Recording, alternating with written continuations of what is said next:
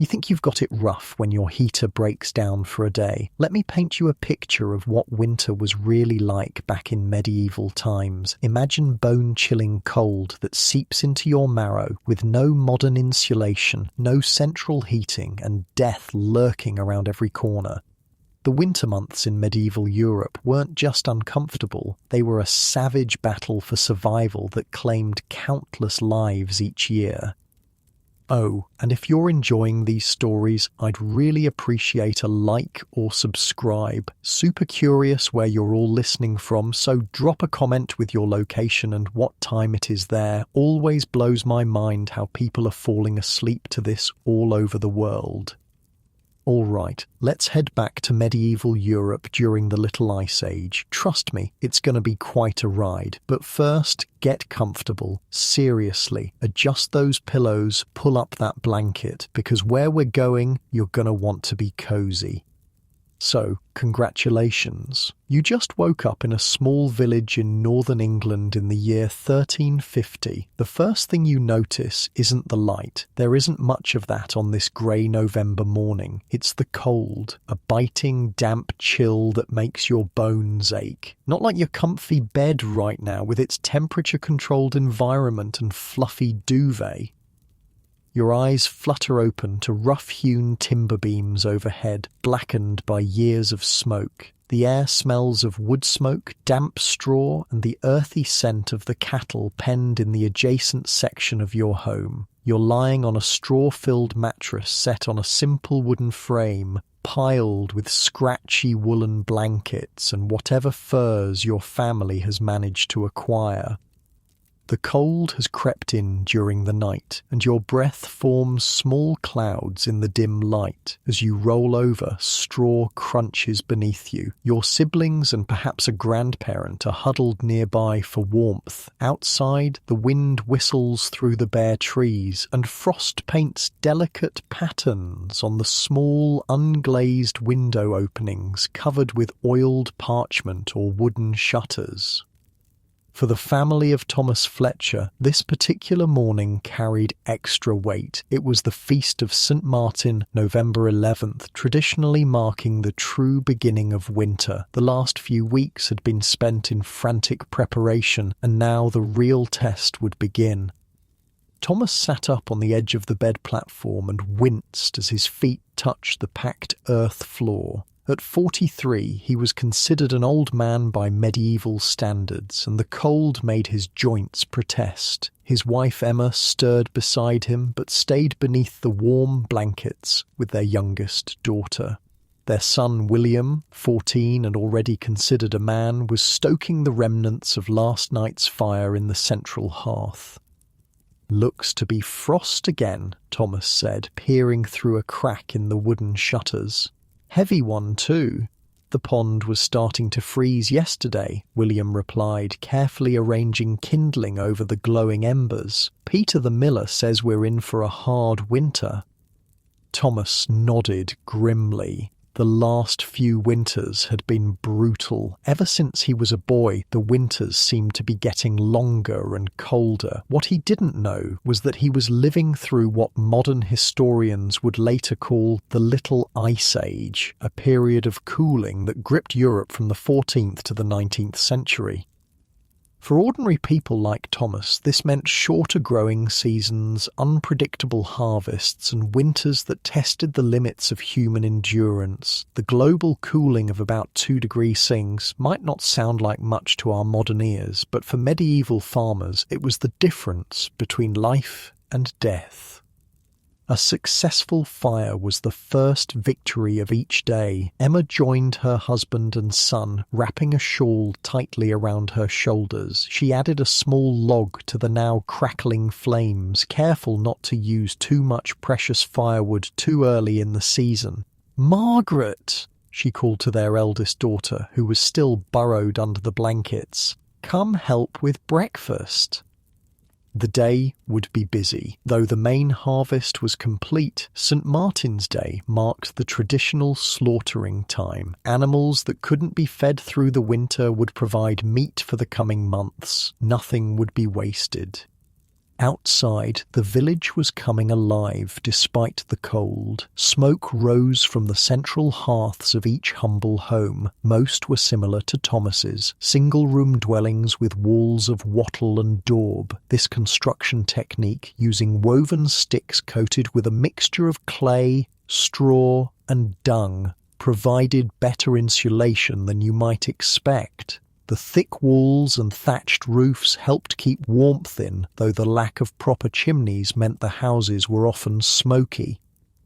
The weeks leading up to winter were perhaps the busiest of the year for medieval villagers. Unlike us, who can make a quick trip to the grocery store when supplies run low, medieval people had one shot at preparing for the cold months ahead. Fail in those preparations, and you might not see spring.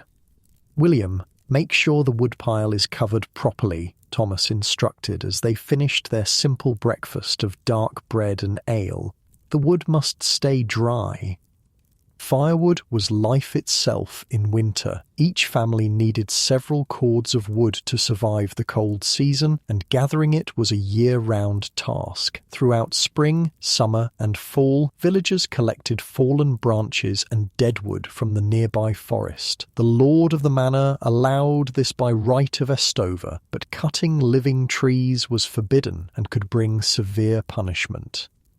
Some families hadn't gathered enough wood. They would face the grim choice between freezing and breaking the law by cutting green wood, which didn't even burn well. Thomas had seen winters where desperate people burned parts of their own homes for warmth. "Father," William called from outside, "John Cooper wants to know if you'll help with the pig slaughtering today."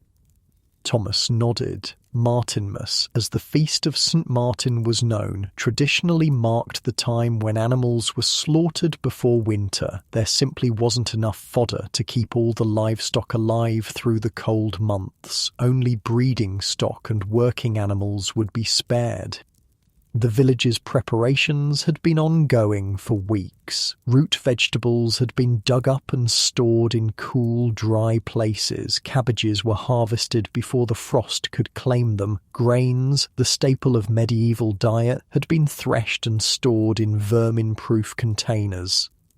Now came the final and most important task: preserving meat for the long, lean months ahead.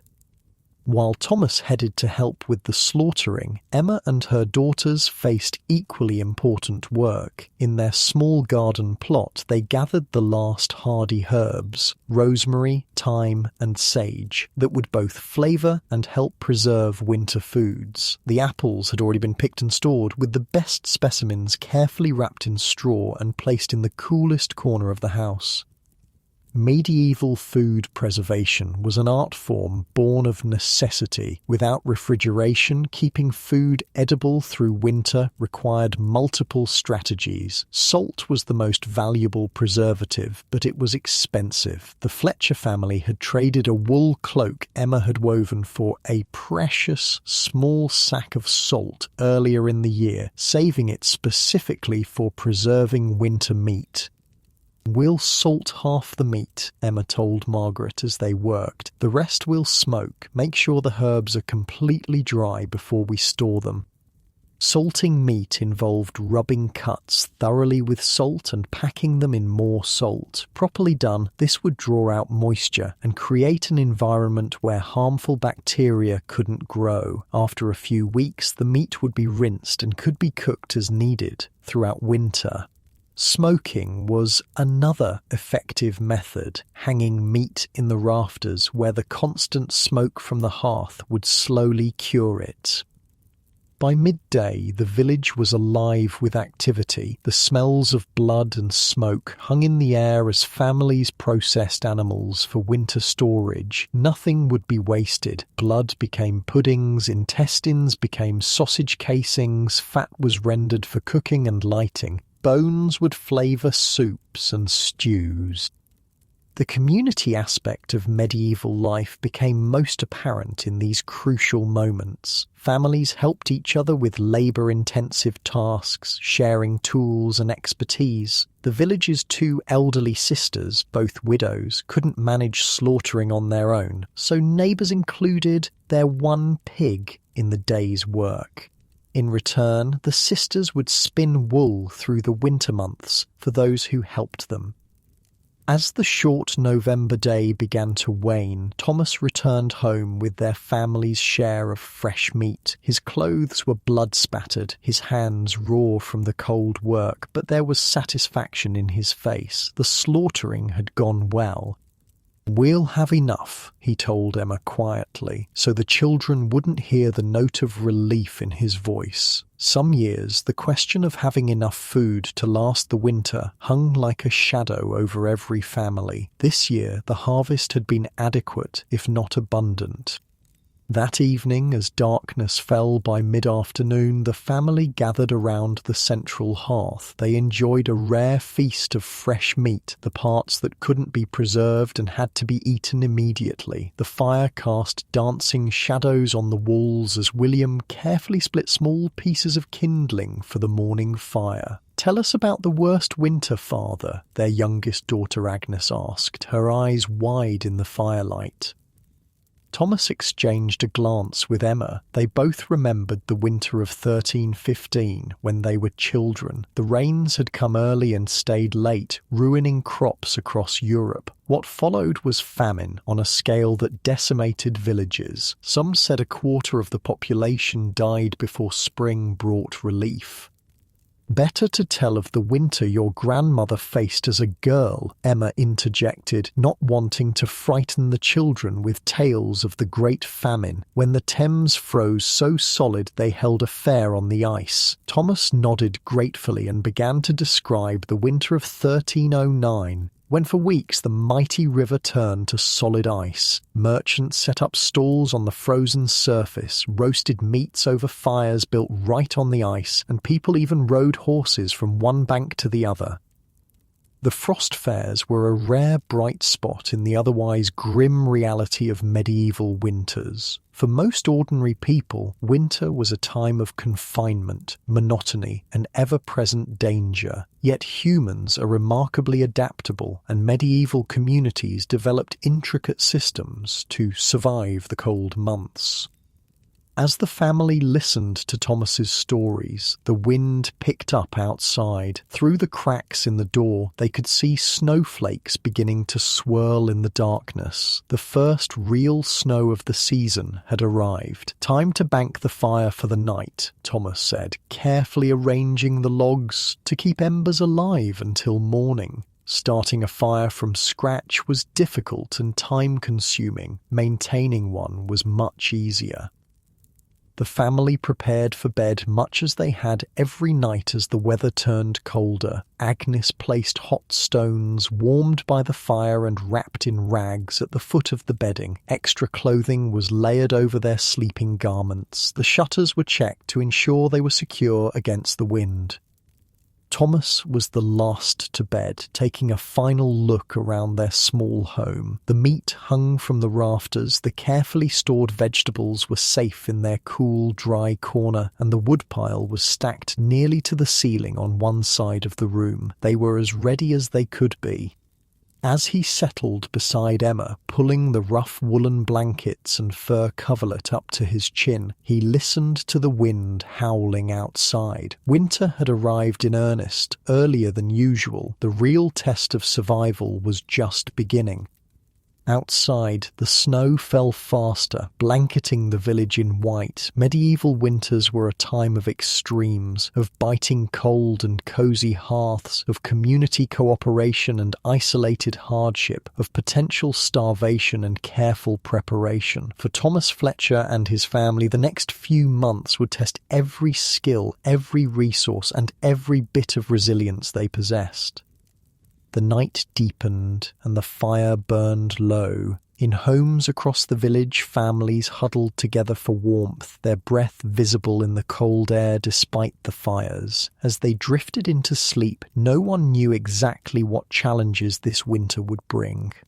But they had prepared as best they could, guided by generations of wisdom passed down through the hard-learned lessons of survival. In the darkness of a medieval winter night, that would have to be enough. The snow continued to fall through the night, piling against the sides of the Fletcher home. By morning, the world outside had transformed into a landscape of white and grey. Thomas woke before dawn, as he always did, and immediately felt the sharp bite of cold against his face. The fire had burned down to faint embers during the night. Moving quietly to avoid waking the others, he slipped from beneath the covers and padded across the packed earth floor. The chill seeped through his woolen socks, a reminder of the season's dangers. Carefully, he knelt by the hearth and began the daily ritual of reviving the fire. This was perhaps the most crucial skill of winter survival, maintaining fire. Thomas added a handful of dry straw to the embers and gently blew on them. The straw caught, and he gradually added small twigs, then larger pieces of kindling. Within minutes, a small flame danced in the hearth. Only then did he add a proper log, positioning it carefully to maximize the heat it would provide.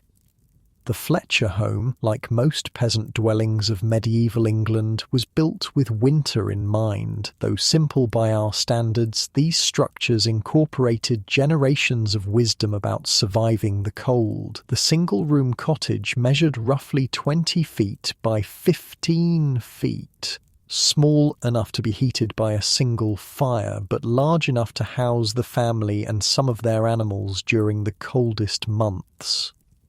Emma stirred as the fire's light grew stronger. "Is it snowing still?" she asked, her voice hushed to avoid waking the children. Thomas nodded, peering through a crack in the shutters. "Nearly up to my knees, I'd say. Wind's driving it against the south wall." This was actually good news. Snow was an excellent insulator, and a good snowfall piled against the house walls helped keep the precious heat inside. In the harshest winters, some villagers even piled snow manually against their walls for this very purpose.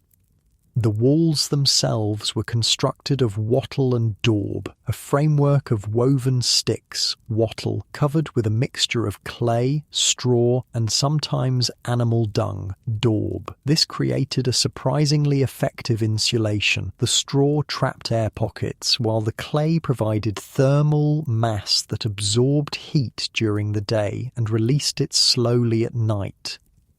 As the fire grew stronger, the central room began to warm. Though warm was a relative term in medieval winter, the Fletchers would consider the room comfortable at what we might find chilly, perhaps 50-55 degrees Fahrenheit at best, and often much cooler. William and Margaret woke next, both immediately moving closer to the growing fire. The youngest, Agnes, remained curled under the blankets. "We should check the roof," Thomas said to William. "That much snow could be heavy." The thatched roof was both an advantage and a liability in winter. The thick layers of straw provided excellent insulation against both cold and heat, but heavy snow could damage it if allowed to accumulate. Most medieval houses had steeply pitched roofs specifically to shed snow, but particularly heavy falls still required attention. While the men prepared to clear the roof, Emma and Margaret began the morning meal. Breakfast in winter was simple but hearty. Porridge made from oats or barley, perhaps flavoured with a bit of honey if they were fortunate. Unlike us, medieval people didn't have separate meals of breakfast, lunch, and dinner. Instead, they typically ate 2 meals, a lighter one in the morning and the main meal in the afternoon. Put on your leg wrappings before you go outside, Emma instructed William, pointing to the long strips of woolen cloth piled near the door. Medieval winter clothing was all about layers, with wool being the most crucial material. Unlike cotton, which loses its insulating properties when wet, wool continues to provide warmth even in damp conditions, essential in the often wet winters of northern Europe. For ordinary working people, winter clothing was practical rather than fashionable. Men wore woolen tunics reaching to the knee or mid-thigh, with undergarments of linen. In winter, they would add additional tunics or a heavier woolen overtunic. Legs were covered with loose-fitting trousers or hose, often with additional woolen leg wrappings wound around from ankle to knee. Women wore long woolen gowns with linen undergarments, adding extra layers as needed. Both sexes wore caps or hoods to retain body heat, as much of it escapes through the head. Mittens rather than gloves were common. The fingers sharing warmth was more effective than each finger being isolated. Footwear was a challenge. Leather shoes offered little insulation, so thick woolen socks were essential. Some people added insoles of felt or straw for additional warmth. In deep snow, wooden pattens, a type of overshoe, helped keep feet above the wet ground. Be careful on the roof, Emma cautioned as Thomas and William prepared to climb the rough ladder to the thatch. The storm's not finished yet. Indeed, snow still fell, though less heavily than during the night. The temperature had risen slightly with the daylight, but remained well below freezing. The village was eerily quiet, most people choosing to remain indoors unless absolutely necessary. From the roof, Thomas and William could see the entire village blanketed in white. Smoke rose from each house, creating grey columns against the pale sky. Near the manor house, which stood apart from the peasant dwellings, servants were already clearing paths. The manor house represented a different approach to winter survival. Built of stone rather than wattle and daub, it was both more durable and, ironically, often colder. Stone conducted heat away quickly, making such buildings difficult to warm. However, the lord's house had advantages unavailable to peasants. Multiple fireplaces rather than a central hearth, glazed windows that admitted light while blocking wind, and tapestries hung on walls to add insulation. For the lord's family, winter comfort came through luxury adaptations, finer furs, better fuel for hotter fires, and servants to maintain them constantly. Yet even the nobility felt winter's bite. Castle life in January could be miserable, with draughty halls and bedchambers so cold that ice sometimes formed in water basins overnight. The Fletchers, like most peasants, had adapted their living space for maximum winter efficiency. The house was oriented with the smaller end facing the prevailing winter winds, minimising the surface exposed to the elements. The door was on the lee side, protected from direct wind. Inside, the central hearth was positioned to heat the entire space as evenly as possible. By mid-morning, the immediate chores were complete. The roof was cleared, more firewood was brought in from the covered stack outside, and breakfast was finished. Now came the challenge that defined winter days: how to stay warm while conserving precious fuel. "Agnes, bring your spinning to the fire," Emma instructed her youngest. "Margaret will work on the weaving." Winter was the season of indoor work, particularly textiles. While men might brave the cold for essential tasks like caring for livestock or repairing tools, women and children often spent the short days spinning, weaving, and sewing. These tasks could be done in the dim light of winter and close to the hearth. "The cow needs milking," Thomas reminded William. Though they had slaughtered some animals before winter, the family kept one milk cow in the byre, the attached shelter that housed livestock. During particularly cold spells, the cow might even be brought into the main room of the house. This practice of sharing living space with animals wasn't simply due to affection for livestock. Animals generated considerable body heat, and having them indoors was a practical way to stay warmer. A cow could raise the ambient temperature of a small house by several degrees. The chickens, in their corner coop, added their modest heat as well. "The snow's good for something at least," William observed as he returned with a small pail of milk. "The byre feels warmer with the drifts against it." Thomas nodded. "Check for any gaps where the wind gets in. Pack them with straw if you find any. Drafts were the enemy of winter warmth. Medieval homes lacked window glass, instead using shutters, oiled parchment, or thin animal skins to cover openings. These were imperfect barriers, and cold air inevitably found its way inside. Vigilance in sealing gaps was a constant winter chore.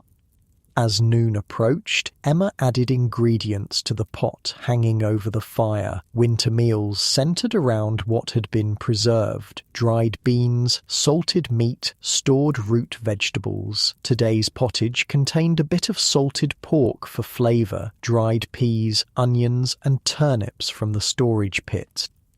The storage pit was another medieval winter adaptation, a small cellar or hole dug into the ground and lined with straw, where root vegetables could be kept cool but not frozen. Some vegetables, like cabbages, might be preserved by pickling or fermentation instead. While the pottage simmered, filling the house with its savoury aroma, Thomas worked on repairing a wooden harrow by the light of the fire. Tools had to be ready for spring planting, which would come sooner than it seemed during these dark days. "The wind's picking up again," Margaret noted, pausing in her weaving to listen to the howl around the eaves. Thomas glanced at the fire. They were using wood faster than he'd like on such a cold day, but there was no help for it. Without adequate heat, they risked not just discomfort, but danger. Every winter, the village lost at least one elderly person to the cold. "We'll move the bedding closer to the hearth tonight," he decided. On the coldest nights, the family would abandon their usual sleeping arrangements and create pallets directly around the fire, taking turns adding fuel throughout the night. By early afternoon, the main meal was ready. The family gathered around the fire to eat from wooden bowls, savouring the warmth of the food as much as its flavour. Mealtimes were a bright spot in winter days, a pause in the constant effort to stay warm. "Tell us more about the frost fair, Father," Agnes requested between spoonfuls of pottage. Thomas smiled, always ready to share stories that made winter seem magical rather than merely threatening. "Well, they say that in the Great Frost of 1309, the Thames froze so hard that people walked across it as easily as a road. Merchants set up booths on the ice itself, selling hot wines and roasted meats. There were games and races, musicians and jugglers." What Thomas didn't mention was that such extreme freezes also brought extreme hardship. During frost fairs, many died from cold, hunger, or accidents on the ice, but stories of winter's wonders helped balance the reality of its dangers. After the meal, the family returned to their tasks, staying close to the fire as daylight began to fade. All too early in December, winter days were brutally short, with darkness falling by mid-afternoon. This limited productive time and extended the dangerous cold of night. "We should check on Widow Thatcher," Emma said as she put aside her weaving. "She was coughing badly at the slaughtering yesterday." Community was crucial to winter survival. Neighbours checked on one another, particularly the elderly or those living alone. A simple cold could become deadly during winter, and someone unable to maintain their fire might freeze without intervention. While Emma wrapped herself in an extra layer to visit the neighbouring cottage, Thomas prepared the house for evening. He moved the livestock feed closer to the door to minimise trips outside. He checked their water barrel, now containing melted snow rather than well water, as the path to the village well was treacherous with ice. The house had no candles to spare. These expensive items were saved for emergencies or special occasions. Instead, a simple rushlight provided illumination after dark. This primitive lamp was made by soaking a reed in animal fat and then lighting it. It gave poor light by modern standards, but was sufficient for the limited activities of winter evenings. As darkness fell fully, Emma returned from her neighbourly visit. "She's better today," she reported. "Her grandson has come to stay with her until the snow melts." The family gathered close to the fire for the evening hours. This was a time for talking, for sharing knowledge, for strengthening bonds that helped them survive. Thomas taught William how to carve a new handle for a tool, their heads bent together over the work. Emma showed the girls a new stitch for darning worn socks. The fire crackled, casting dancing shadows on the walls. Outside, the wind continued to blow, driving new snow against the house. But inside, the Fletcher family had created a pocket of warmth and life amid winter's harshness. This was the rhythm of medieval winter, a constant balance between conservation and necessity, between the danger of the elements and the warmth of human ingenuity and community. Their house, humble as it was, represented centuries of adaptation to the season's challenges. As they prepared for bed, banking the fire carefully to preserve embers for morning, Thomas glanced around the single room that was their entire world during winter. It wasn't much by any standard, yet it stood between them and the killing cold outside. Their ancestors had learned through bitter trial and error how to create these shelters, how to insulate them, how to maximize the precious heat of fire.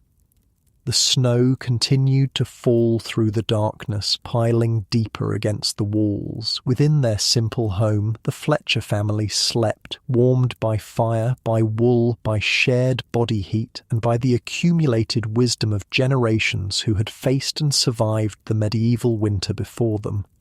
The next morning dawned clear and brutally cold. The snow had stopped during the night, leaving behind a crystalline landscape that sparkled in the weak winter sun. Thomas woke to find frost patterns on the inside of the shutters, a sign of just how cold it had become. As he revived the fire, coaxing warmth from the overnight embers, his mind turned to their food stores. The heavy snow meant hunting would be difficult, and they'd be relying entirely on what they'd preserved. He mentally calculated how long their supplies might last, if the winter proved especially harsh.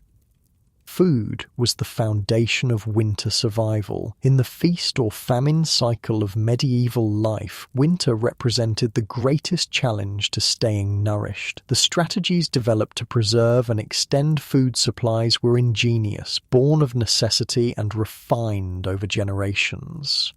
"We should inventory what we have," Thomas suggested to Emma as she joined him by the fire. "The snow's deeper than I expected this early in the season."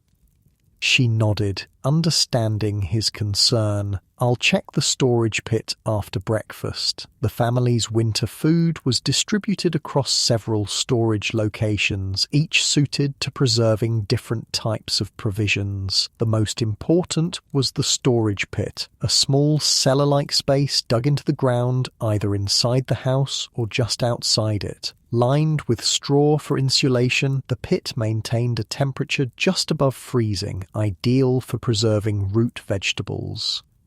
After a simple breakfast of barley porridge, Emma bundled up and went to check the outdoor storage pit. Located just behind their cottage, it was covered with a wooden lid now buried under snow. She brushed away the snow and lifted the lid, revealing the dark space below. Inside, carefully arranged, were their precious root vegetables, turnips, parsnips, carrots and beets layered with straw to prevent freezing and rotting. Also stored here were cabbages, their outer leaves intentionally left on as protection against the cold. Emma inspected them carefully. removing any that showed signs of spoilage. "The turnips and parsnips look good," she reported when she returned. "We have enough to last until February, I think. The carrots are fewer than last year." Thomas nodded. Root vegetables formed the backbone of winter nutrition for medieval people, rich in carbohydrates and able to be stored for months without special treatment. They were the safest bet for winter sustenance. "What about the grain?" he asked. "2 sacks of barley, 1 of rye, and half a sack of wheat," Emma replied, "plus the dried peas and beans." Grains were the most precious winter food. Stored in large sacks or barrels, they had to be kept dry and protected from vermin. The Fletcher family, like most peasants, had a grain chest, a sturdy wooden box raised off the ground on legs to deter mice and rats. Inside, their winter grain supply was carefully rationed. Medieval people didn't think in terms of calories or nutrition as we do, but they understood that different foods provided different kinds of sustenance. Grains delivered the feeling of fullness and energy needed for winter work. A person needed about 2 pounds of grain per day to survive, though in winter, with reduced activity, they might manage on less. "The salt meat," Thomas continued, mentally cataloguing their resources. 4 hams smoking in the rafters, the salted beef in the barrel, and sausages drying, Emma said, plus the smoked fish we traded for. Meat was a luxury, but crucial in winter when fresh vegetables were unavailable. The preservation of meat had begun immediately after slaughter at Martinmas. Some cuts were heavily salted and packed in barrels, while others were smoked or dried. Properly preserved meat could last months or even years. The smoking technique was straightforward but effective. Meat was hung high in the rafters where the smoke from the daily fire would slowly cure it. The smoke contained compounds that preserved the meat while also imparting flavour. The higher and cooler area of the cottage, away from the direct heat of the fire, was perfect for this process. "And we have 3 wheels of cheese," Margaret added, "plus the honey pot and dried fruits." Dairy products were transformed for winter storage. Fresh milk couldn't be preserved, but cheese could last for months or even years. The Fletchers had made several wheels of hard cheese during the summer and fall when their cow produced the most milk. Now, these aged wheels provided precious fat and protein during the lean months.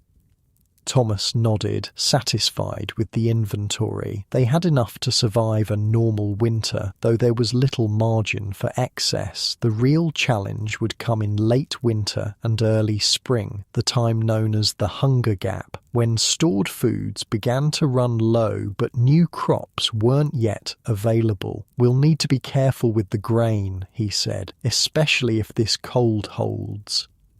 Medieval food preservation was a complex science developed through trial and error over centuries. Without refrigeration, people relied on methods that changed the environment around the food to prevent spoilage: drying, smoking, salting, fermenting, pickling, and sugaring.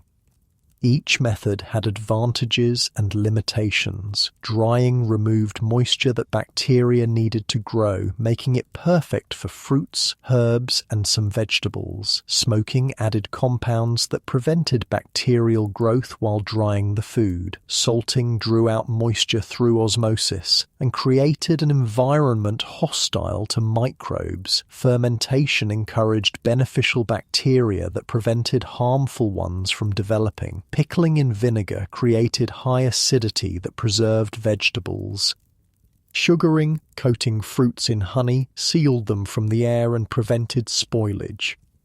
As Emma prepared the midday meal, these preservation methods were evident in every ingredient she used. The pottage today contained dried peas, salt pork, and turnips from the storage pit. She seasoned it with dried herbs from bundles hanging from the rafters, thyme, sage, and a precious pinch of imported pepper they'd received as payment for a woodworking job Thomas had done for the miller. "The bread's almost gone," Agnes observed as Emma cut thin slices from their loaf to accompany the meal. "We'll bake tomorrow," Emma replied. "The flour's already mixed." Bread was a staple, but baking required significant fuel. Most peasant families didn't bake daily as we might imagine. Instead, they created dense, hearty loaves that would last several days or even weeks. Some communities shared a communal oven to conserve fuel, but in harsh winter weather, each family typically baked in their own hearth. The actual bread of medieval winters was quite different from our modern idea of bread. Made primarily from barley or rye rather than wheat, it was dark, dense, and often sour. Wheat was reserved for special occasions or for selling to wealthier households. The coarser grains produced a heartier loaf that stayed edible longer, a crucial feature for winter storage.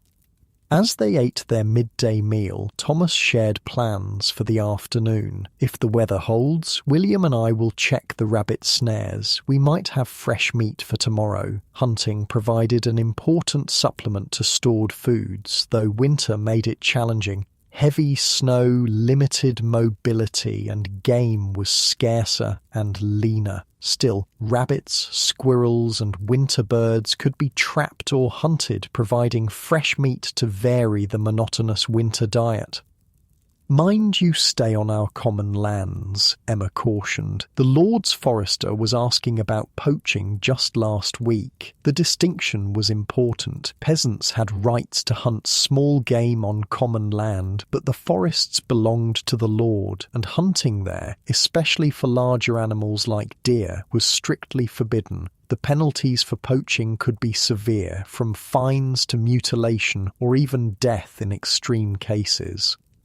After the meal, Thomas and William prepared to check their traps. They wrapped extra cloths around their feet and legs for warmth and pulled woolen caps down over their ears. "We won't be long," Thomas promised. "If the weather turns, we'll come straight back."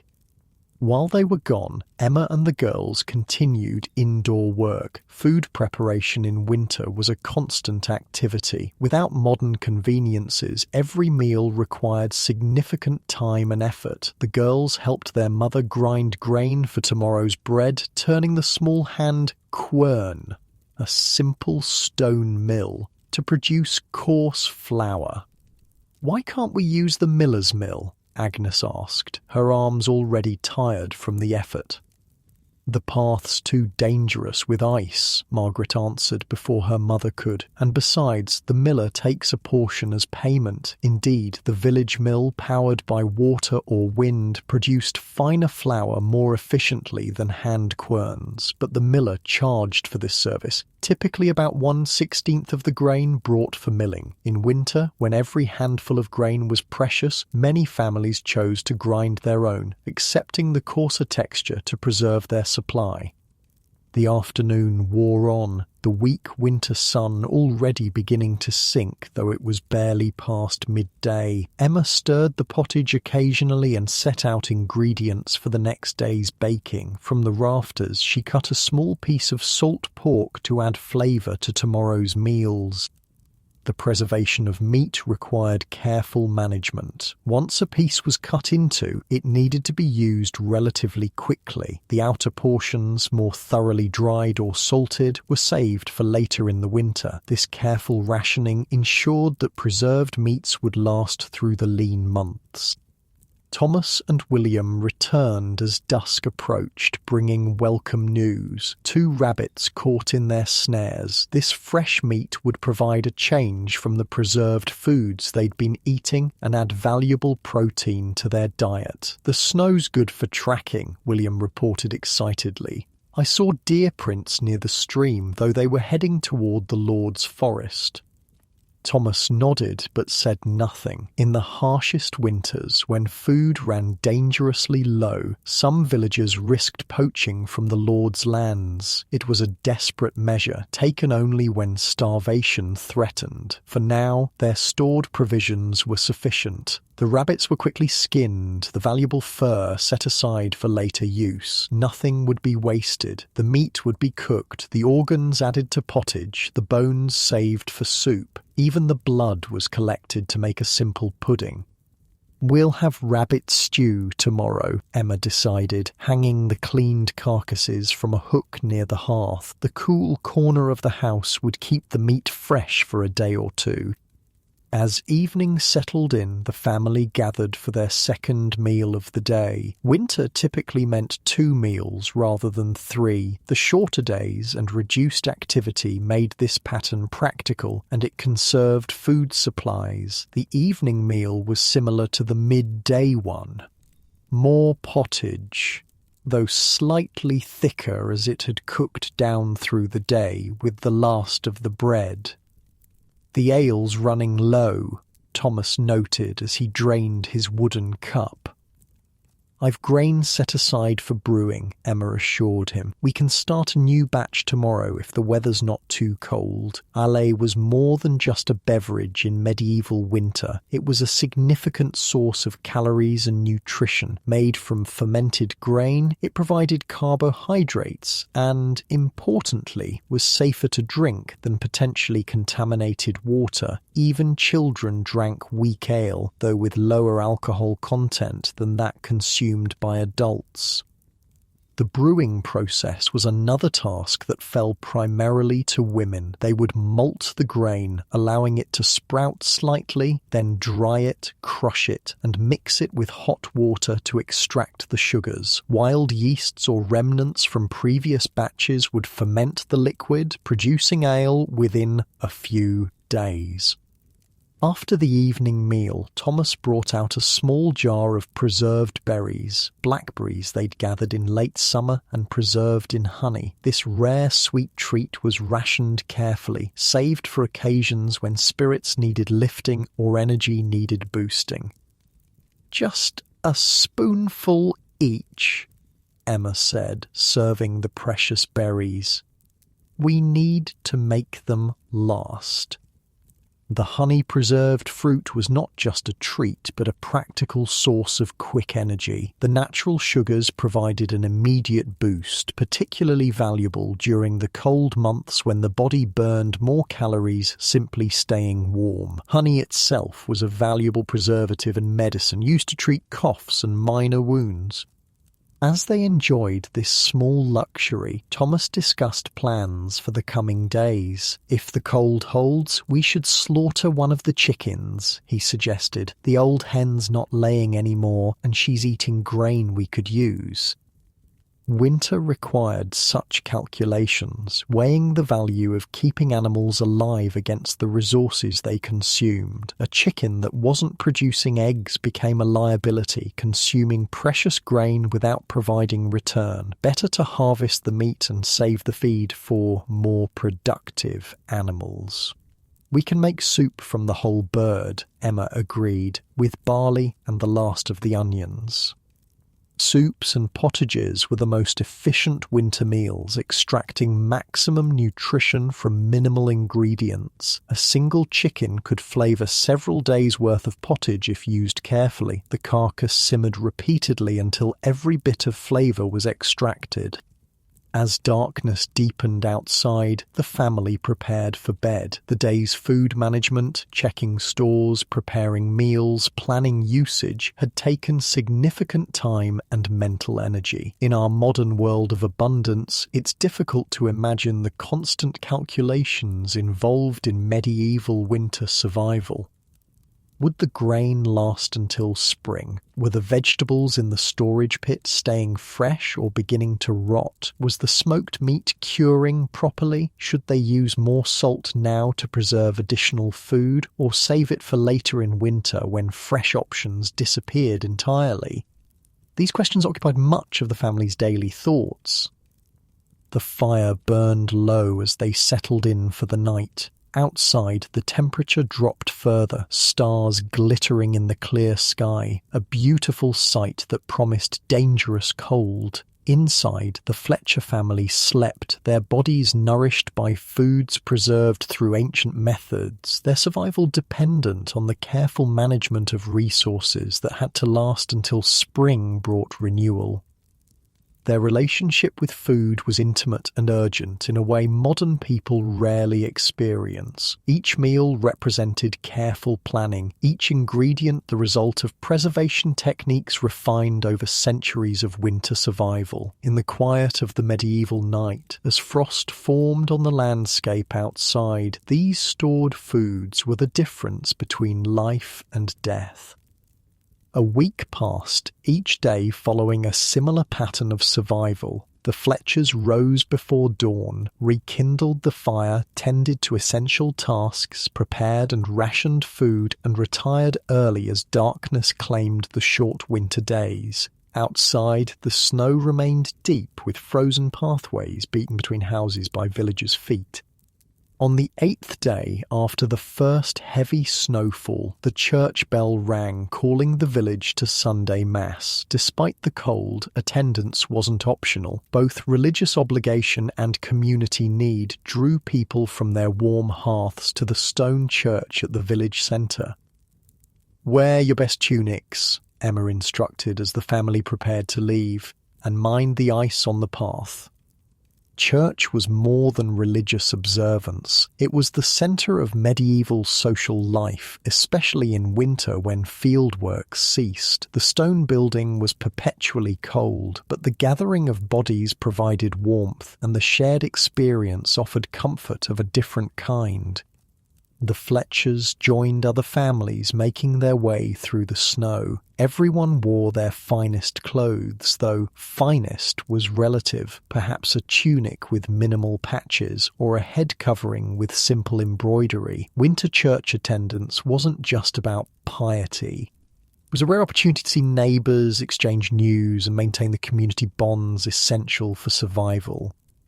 Inside, the church was indeed cold, but candles flickered on the altar, and the familiar Latin words of the Mass created a sense of continuity and stability. Most villagers understood little of the Latin service, but they knew when to kneel, when to stand, and when to make the sign of the cross. Father Stephen, the village priest, looked gaunt as he conducted the service. Winter was difficult for him too. His small cottage beside the church had only a modest hearth, and as a single man he lacked the family support network that helped others survive the cold months. After Mass ended, villagers lingered, reluctant to return immediately to their isolated homes. This was the true purpose of Sunday gathering in winter, the chance to connect, to share information, to reaffirm community. "Any word from the manor about work?" Thomas asked John Cooper, who sometimes served as a messenger between the village and the Lord's estate. "Nothing yet," John replied, "though they're saying the Lord will need men to clear fallen trees once the snow melts." Such information was valuable. Winter work was scarce but essential for families whose food stores might not last until spring. Clearing fallen timber, repairing roads, or helping with construction at the manor provided rare opportunities to earn food or coin during the lean months. The women gathered in their own circles, exchanging different but equally vital information. "My youngest has a cough that won't quit," said Alice Miller, her face lined with worry. "Nothing seems to help." "Try honey and ground pine needles steeped in hot water," Emma suggested. "It helped Agnes last winter. Medical knowledge was passed this way, from woman to woman, tested through generations of trial and error. With no doctors available to peasants, these folk remedies represented the best hope for treating winter ailments." Children played in the churchyard despite the cold, throwing snowballs and sliding on the ice. These moments of freedom from the confines of small, smoky houses were precious, allowing pent-up energy to be released. As the gathering broke up, Father Stephen approached Thomas. "Will you and William join us tonight?" he asked. "I've been teaching young Henry to play chess, and we could use more players." Thomas nodded, pleased at the invitation. "We'll come after the evening meal," he promised.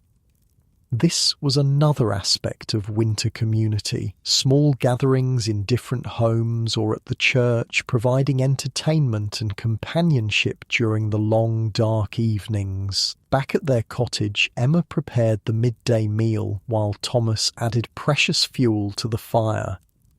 The church visit had chilled them, and they needed to restore warmth to both their bodies and their home.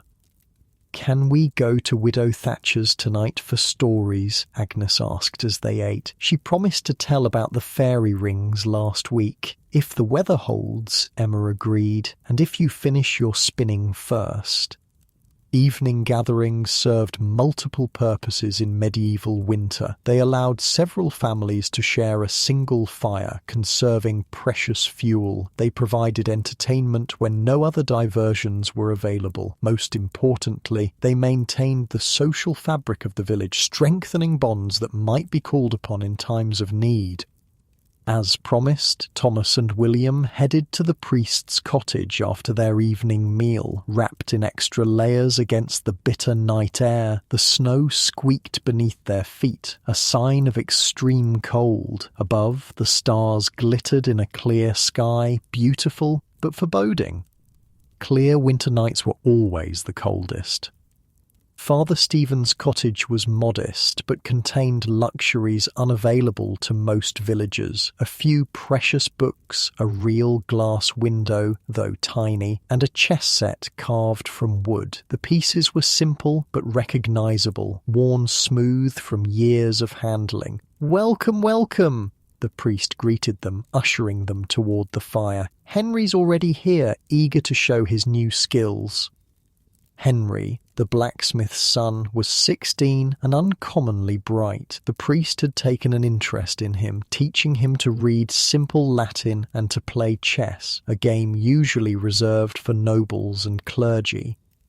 The chessboard was set up on a small table near the hearth. The rules they played by were somewhat different from modern chess, but the basic concepts were similar: strategy, foresight, and careful planning. These same skills helped communities survive winter, making the game both entertainment and practical education.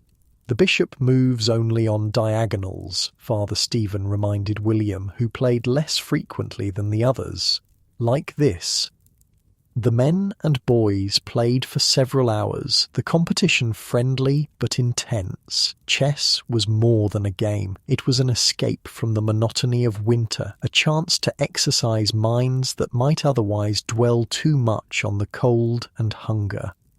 Meanwhile, Emma and the girls made their way to Widow Thatcher's cottage, joining several other women and children already gathered there. The widow's home was small but warm, with a well-maintained fire and walls recently replastered with fresh daub to keep out drafts.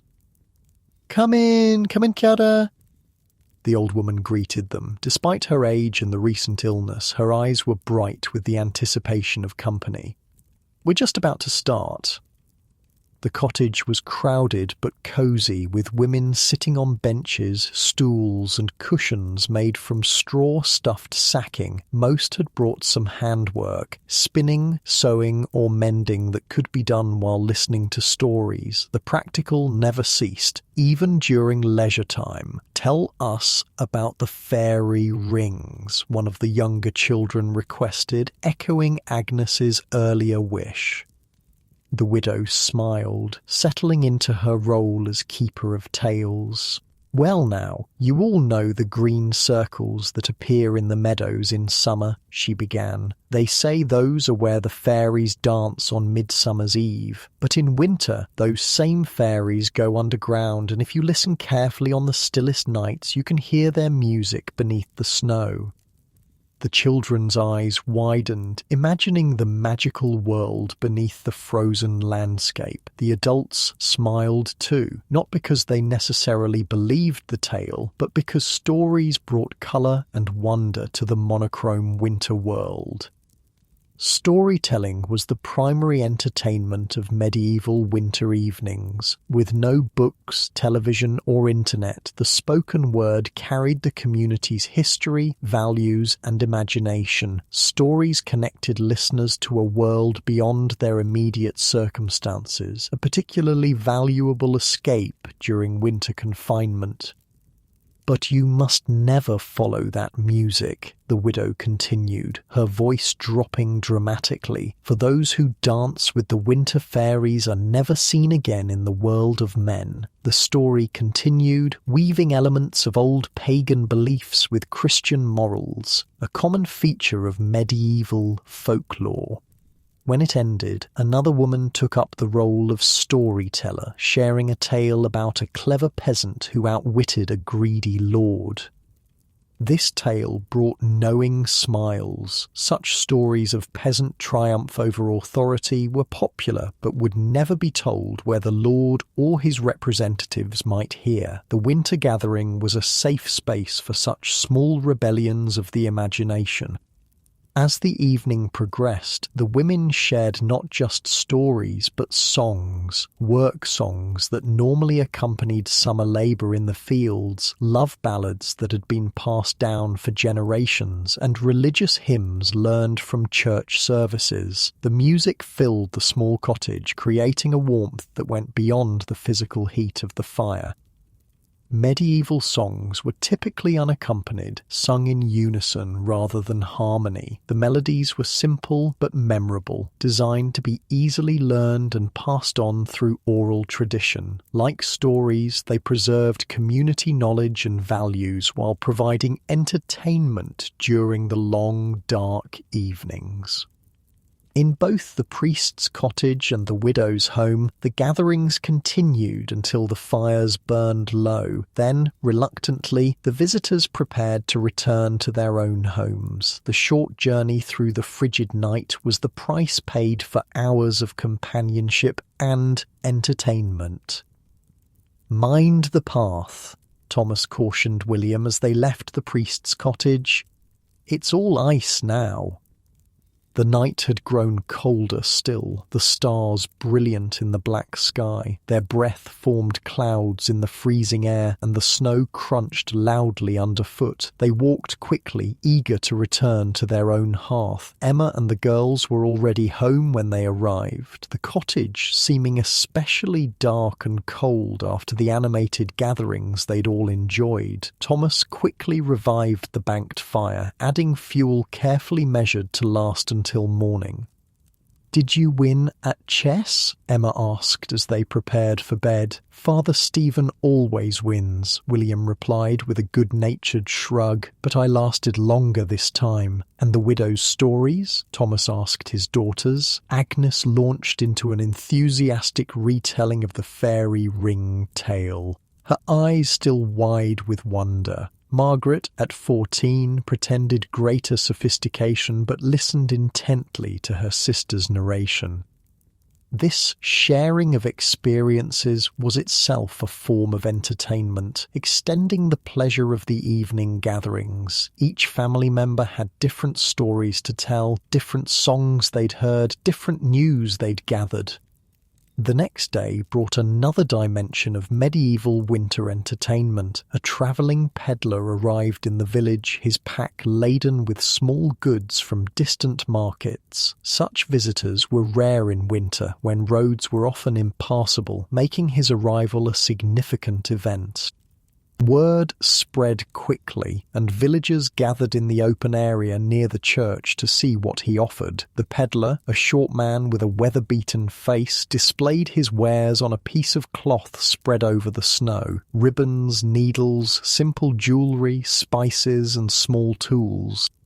Few villagers had coin to spend, especially in winter when income opportunities were scarce, but the peddler accepted other forms of payment: eggs, cheese, small handicrafts that he could sell elsewhere. This barter system allowed even poor communities to access goods from beyond their immediate area. The peddler was valuable for more than just his wares. As he travelled between villages and towns, he gathered news and stories, becoming a human newspaper in a world without mass communication.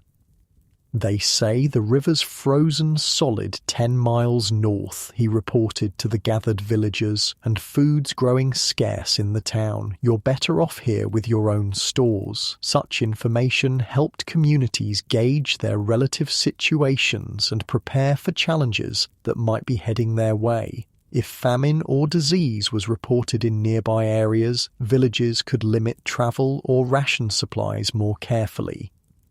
The peddler also brought songs and stories from other regions, introducing new elements to the local repertoire. That evening, the regular gatherings buzzed with fresh tales he'd shared, some believable, others clearly embellished, but all providing welcome novelty in the winter routine.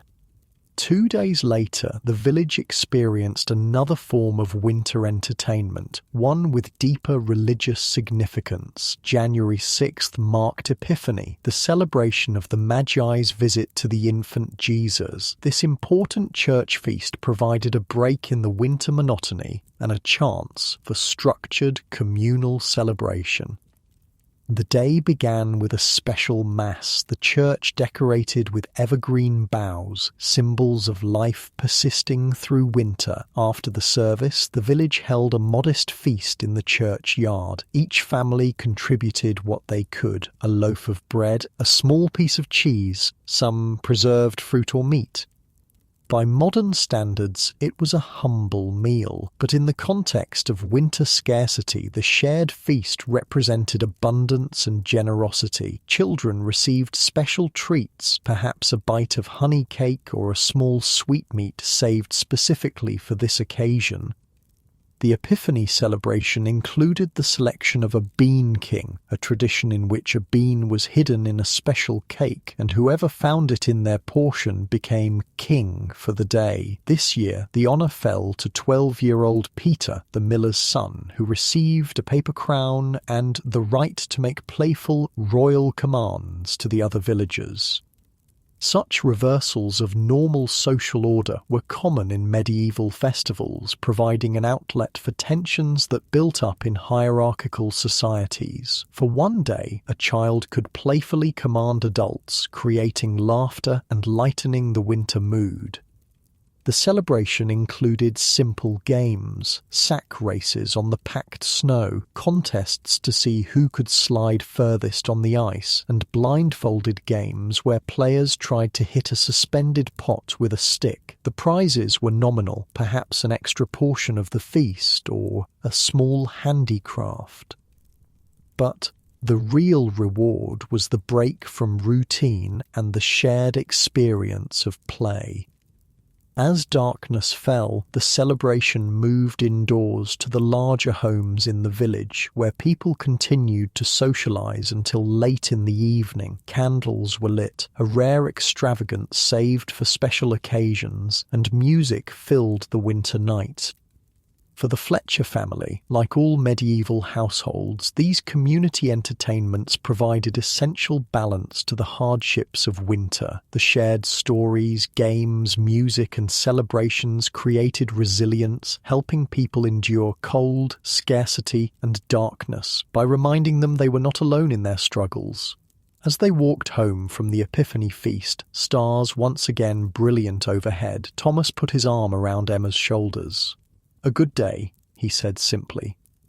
She nodded, understanding all he meant by those few words. In the harsh reality of medieval winter, a good day was one where hunger was temporarily forgotten, where laughter outweighed worry, and where community bonds were strengthened against the challenges still to come. The winter was far from over. The hardest months, February and March, still lay ahead, when food stores would run lowest and patience would wear thinnest. But the social fabric of the village, reinforced through shared entertainment and celebration, would help carry them through to spring. January gave way to February, bringing the deepest challenges of the medieval winter. In modern times, we think of February as the tail end of the cold season, but for Thomas Fletcher and his family, it marked the beginning of what many called the starving time, when food stores dwindled but spring's bounty remained a distant promise.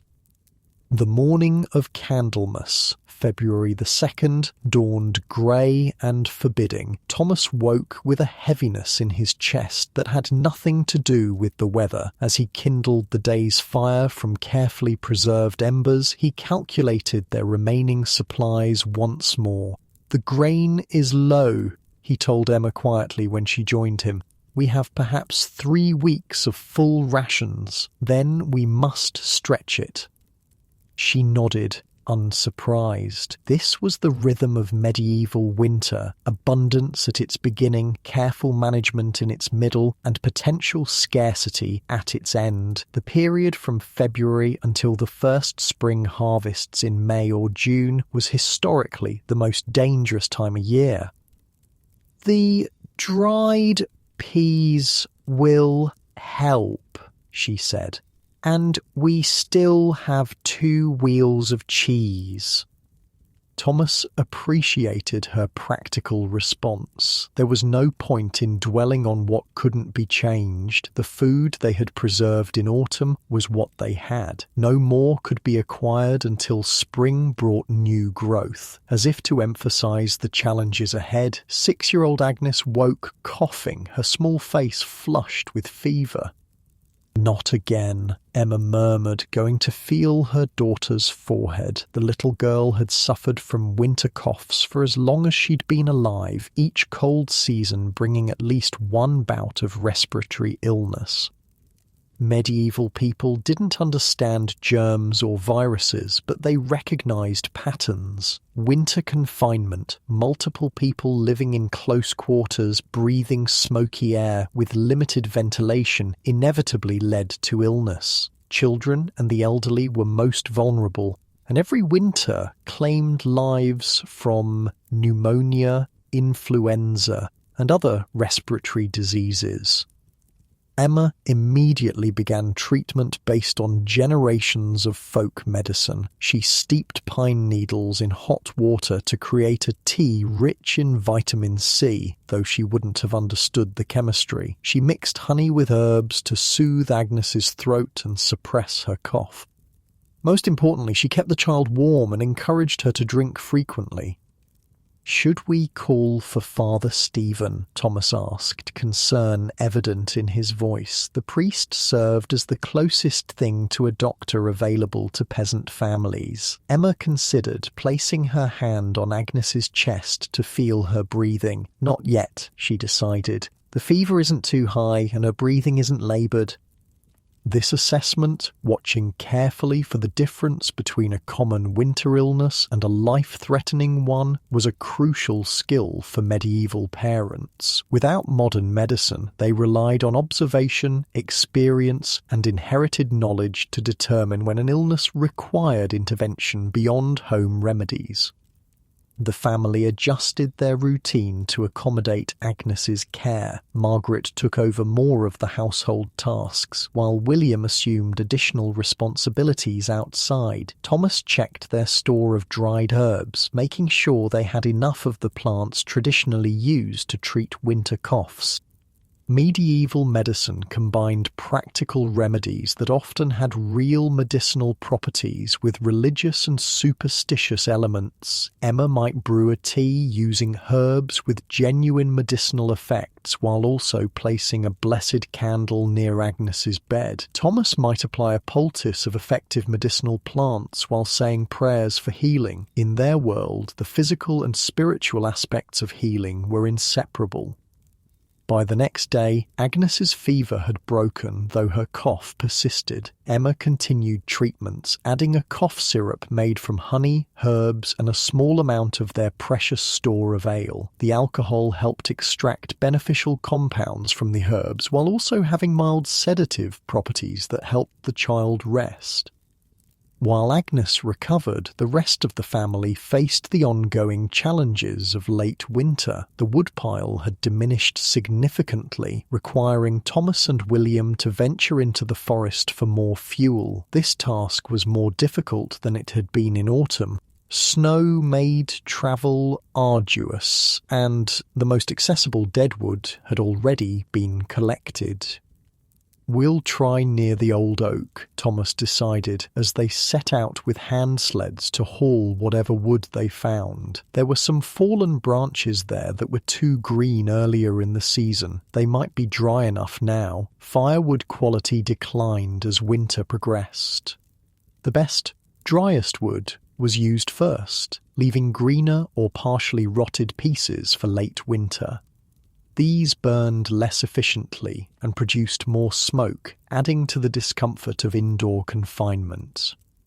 Food supplies followed a similar pattern of declining quality. The best preserved meats and vegetables were often consumed earlier in the season, with less appetizing options saved for the lean months. The family's meals grew simpler and more monotonous. Porridge made thinner to stretch the grain, soups with fewer chunks of meat, bread that contained increasing proportions of ground peas or beans mixed with the diminishing flour. "We should check the beehives," Emma suggested one afternoon in mid-February. "If any colonies survived, they might have honey we could use."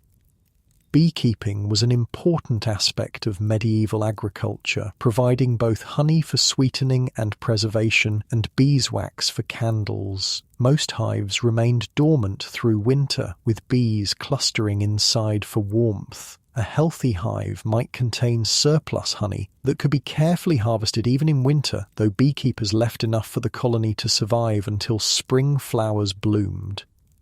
Thomas and William trudged through the snow to check the family's 2 hives, located at the edge of their garden plot. One showed no signs of life. The colony had likely succumbed to cold or disease, but from the second came a faint buzzing when Thomas gently tapped its side. "They're alive in this one," he reported. "We'll leave them be for now. If we're desperate before spring, we can take a small amount of honey, but I'd rather let them keep their stores if possible." This restraint was characteristic of sustainable medieval farming practices. Taking too much honey might mean the death of the colony, eliminating not just future honey production, but also the crucial pollination bees provided for fruit trees and other crops. Long-term thinking often overrode immediate needs. As February continued, other challenges emerged. The stored root vegetables began to sprout in their dark storage pit, rapidly losing nutritional value. The last wheel of cheese developed a mouldy spot that had to be carefully cut away. The smoked meat hanging from the rafters had been used more quickly than planned due to Agnes's illness and the need for strengthening broths. The Fletcher family was not alone in these late winter struggles. Throughout the village, similar calculations and compromises were being made in every household. This was why medieval communities were so tightly knit. Individual families might face disaster alone, but collective resources and knowledge improved everyone's chances of survival. Evidence of this community approach came one evening when there was a knock at the Fletcher's door. Outside stood John Cooper holding a small package wrapped in cloth. "My wife sent this for Agnes," he said, handing the bundle to Thomas. "It's dried elderberries and the last of our honey. She says to make a syrup for the cough." Thomas accepted the gift with genuine gratitude. Later in winter, such generosity was especially meaningful. The Coopers were giving away food they might need themselves before spring, but this was the unwritten contract of village life. Help given would be help returned when circumstances changed. The gift illustrated another aspect of medieval winter survival, the exchange of specialized knowledge and resources. Different families excelled at different skills or had success with different crops and preservation methods. The Coopers were known for their herb garden and honey. while the Fletchers might share their expertise in wood carving or cheese making with neighbours in need. By late February, signs of coming change began to appear despite the persistent cold. The days grew noticeably longer, with darkness falling later each evening. This natural change had practical benefits. Extended daylight meant less fuel used for rush lights and more productive hours for indoor work. "Listen," William said one morning in early March, "birds." Indeed, the first migratory birds had returned, their songs a promise of spring, even as snow still covered the ground. Medieval people were acutely attuned to these natural indicators of seasonal change. They marked time not by calendars, but by observing the world around them. A bird migrations, bud formation on trees, changes in weather patterns.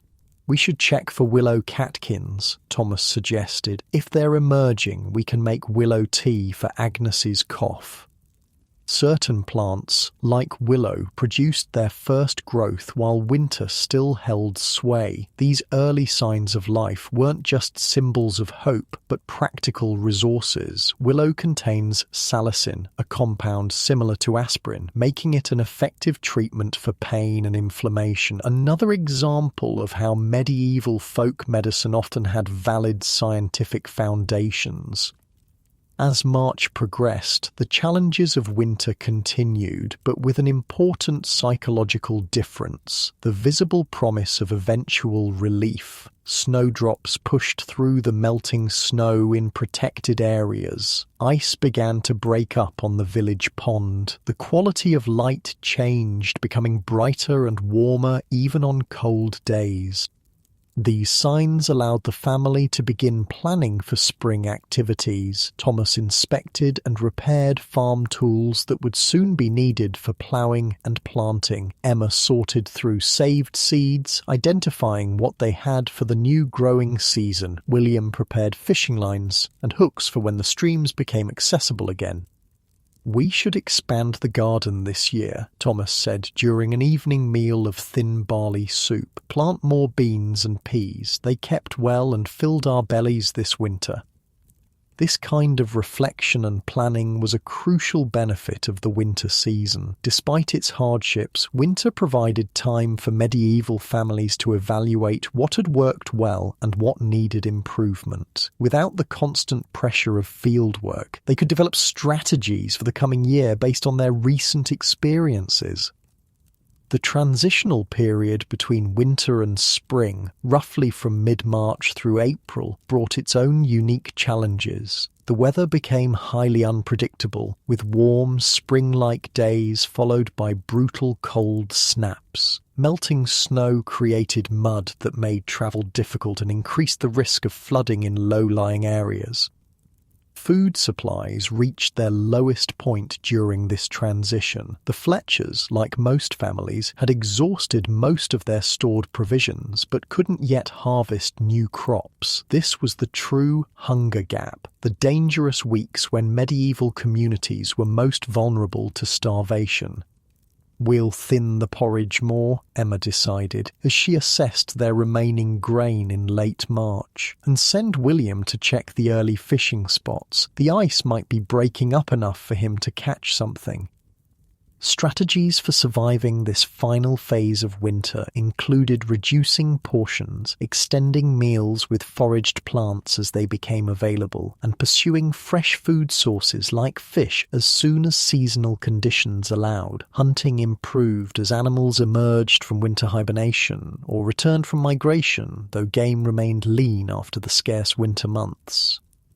The village as a whole turned to communal approaches during this challenging time. Families with surplus shared with those in need, with the understanding that roles might be reversed in future years. The church distributed alms to the poorest households. Labour was exchanged for food. A strong young man might chop wood for an elderly neighbour in exchange for a portion of their remaining preserves. By early April, the first wild greens appeared. dandelions, nettles, and other plants dismissed as weeds in modern times but valued as vital nutrition in the medieval spring. These early plants were rich in vitamins and minerals depleted during winter's limited diet. Emma taught the girls which plants to gather and how to prepare them to remove bitterness while preserving nutrients. Nettles make the best spring soup, she explained as they carefully harvested the stinging plants using cloth-wrapped hands. They restore strength after winter weakness. Medieval people didn't understand vitamins or minerals as we do, but they observed the effects of different foods on health. Their traditional spring tonics and cleansing diets often contained exactly the nutrients needed to recover from winter's dietary restrictions. As April advanced, the pace of change accelerated. The last snow melted, except in deeply shaded areas. The soil warmed enough to begin preliminary garden work. Livestock that had been kept in close quarters all winter were gradually returned to pasture, though brought in at night when frost still threatened. For the Fletcher family, the official end of winter came with the spring planting. The exact timing varied by crop and local conditions, but typically began in late April or early May. The first planting of peas and beans marked the transition to the growing season and the gradual easing of food scarcity. "We made it," Thomas said simply on the evening after they planted the first seeds. There was no elaborate celebration. Medieval people didn't mark the end of winter with festivals as they did its beginning. Instead, there was quiet satisfaction in having survived another cycle of scarcity and cold. The lessons of winter survival were deeply embedded in medieval culture. Children absorbed knowledge through observation and participation, how to preserve food, conserve fuel, identify illness, and maintain community bonds during hardship. This practical education was as important as any formal schooling, preparing each generation for the cyclical challenges they would face. For Thomas and Emma, now in middle age by medieval standards, each winter survived represented both personal resilience and the successful transmission of knowledge to their children. William, at 14, had taken on increasingly important responsibilities throughout the winter. Margaret had mastered many of the household skills essential for a future as a wife and mother. Even young Agnes had begun learning the seasonal rhythms of survival. As April turned to May, winter became a memory rather than an immediate reality. The Fletcher home, so central to survival during the cold months, was now used primarily for sleeping and eating, with most activities taking place outdoors. Windows were unshuttered to admit fresh air and light. The central hearth was used mainly for cooking rather than constant heating. The family's focus shifted entirely to growth and abundance, planting crops, tending animals, and beginning the cycle of food production that would sustain them through the next winter. But the experiences of the cold months remained present in their planning and decision-making.